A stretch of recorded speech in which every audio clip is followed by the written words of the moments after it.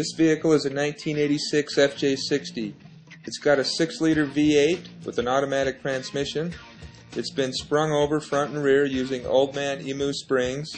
It's got ARB air lockers front and rear, an ARB front bumper, a Warn winch, Profits rock sliders, and 35-inch tires. And it's got a Kmart roof rack and a Kmart rear bumper with spare tire carrier.